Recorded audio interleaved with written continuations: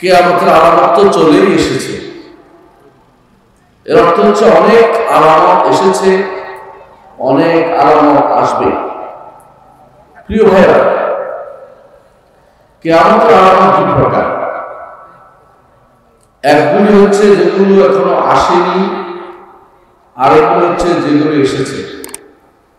আর যেগুলো এসেছে সেগুলো সবগুলি ছোট আলামত, আর যেগুলো আসেনি সেগুলো বড় আছে, ছোট আছে। বড় আলামত একটাও এখনো আসেনি।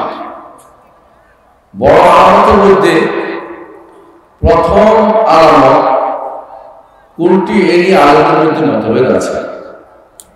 হুযায়ফা ইবনে আসিদ রাদিয়াল্লাহু আনহু বর্ণিত হাদিসের কারণে অনেকেই বলে থাকেন প্রথম আলামত হচ্ছে দাজ্জাল,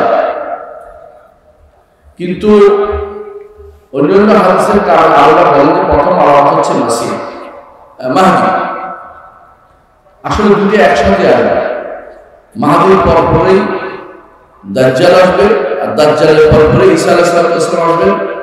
তারপরে ঈসা আলাইহিস সালামের জীবদ্দশাতেই ইয়াজুজ মাজুজ আসবে, তারপরে দাওয়াতুল আরদ হবে।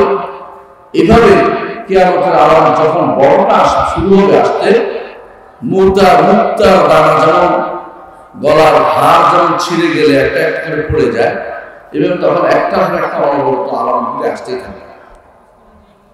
কিয়ামতের আলামতগুলো প্রথমে যদি হিসাব করে বলি, একটা হচ্ছে ধোঁয়া, দ্বিতীয় হচ্ছে দাজ্জাল, তৃতীয় হচ্ছে ঈসা আলাইহিস সালামের অবতরণ, চতুর্থ হচ্ছে ইয়াজুজ মাজুজ, পঞ্চম হচ্ছে মাহদী। আমি সিরিয়ালি বলছি, শুধু মুখস্থ 10টা কথা বলছি।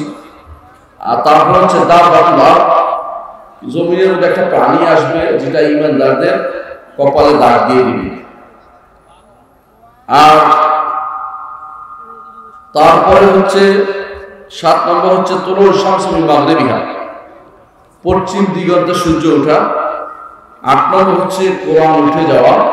9 নম্বর হচ্ছে কাবা ধ্বংস হওয়া। 10 নম্বর হচ্ছে এমন একটি আগুন বের হওয়া যা মানুষদেরকে তাদের হাসরের মাঠে নিয়ে আসবে। দুনিয়ার হাসরের মাঠ হচ্ছে আরদুশ শাম, সিরিয়া যেটাকে বলে, বাইতুল মাকদিস যেটাকে বলে, ওই এলাকা পুরোটার নাম হচ্ছে শাম। দুনিয়ার হাসর, আখিরাতের হাসর না।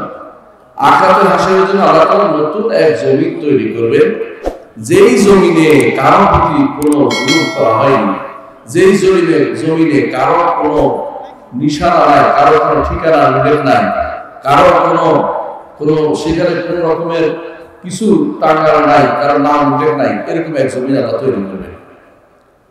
প্রিয় ভাইরা, এর মধ্যে সবচেয়ে ভয়াবহ যেটা, সেটা হচ্ছে দাজ্জালের ফিতনা। আর আজকে আমি দাজ্জালের ফিতনা নিয়ে আলোচনা করতে যাচ্ছি। দাজ্জালের নামের আগে একটা শব্দ আছে মাসিহ।